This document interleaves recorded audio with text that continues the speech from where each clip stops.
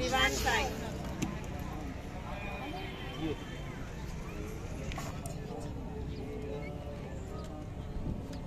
అది కాదు మళ్ళాను పేరు మీద వెళ్ళిండు. ఇక్కడ కృష్ణుడు వెళ్ళిండు, ఇక్కడ రాధా వెళ్ళిండు. రాధా మంచి అమ్మాయి దొరుకుతుంది. శంకరుడు వెళ్ళిండు, అంజన్న స్వామి, ఇక్కడ అలవేలి మంగమ్మ, తిరుపతి స్వామి. కానీ పోయిండ్రా తిరుపతి పోయేది ఉంది కదా. తిరుపతి పోయేది ఉన్నది ఇంకా పోలే. అదే పోయేది ఉంది అంటున్నా తిరుపతి. కానీ జాతకం లోపల మీ ఇంట్లో మాత్రం పుట్టిండు, పాత మనిషి పుట్టిండు కదా. ఇంట్లో పాత మనిషి పుట్టిండు. మాత్రం కుండల దొంగ లంజల కాములేదు. తల్లికి మాత్రం గంజి పోసాడు, తండ్రికి మాత్రం కట్టి చూపిస్తాడు. ఎవరిదో పాత ముసలమ్మది ముడ్డిర పట్టి మూలకు పెట్టి బుక్కడి అన్నం పెడతాడు.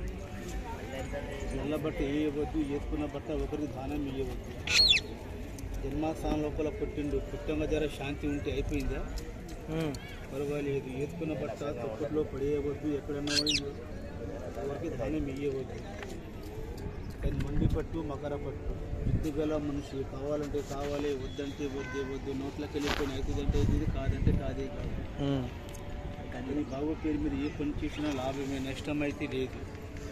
కానీ జీవితం లోపల తల్లి తండ్రి తీయని పేరు ఈ బాబు తీస్తుంది. ఎప్పుడెప్పుడు మాత్రం అర్ధరాత్రి ఉలికి పడతాడు, అర్ధరాత్రి ఉలికి పడతాడు. కానీ భవిష్యత్తు లోపల ఏముందంటే పానం తల్లుమన్నట్టు రాత్రి. ఇది కలంపాలన దోషము. ఎవరు బాగలేని వారు, మంచిగా లేని వారు దిగదీసి మూర్తిలో పడేసిన టైంలో ఎక్కడ ఆడింది ఎక్కడ పోయిందో తెలియదు. దాని మీకు దాటిపోయింది, మంచిది దాటిపోయింది, చెడు ఇటు వచ్చింది. అయితే ఈ మోహిని గ్రహ దోషం ధర దూరం చేసుకుంటే చాలా బాగుంటుంది బాబుకి. కానీ భవిష్యత్తు లోపల కొత్త బెట్టకైతే దోకలేదు.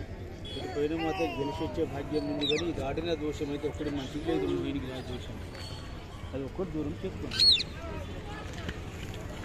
ఈ జీవితం లోపల ఏంటంటే రాత్రి ఉలికి పరుడు, జిద్దు, మంకు, రాంగాలు అనేది ఎక్కువనే అవుతుంది అన్నమాట.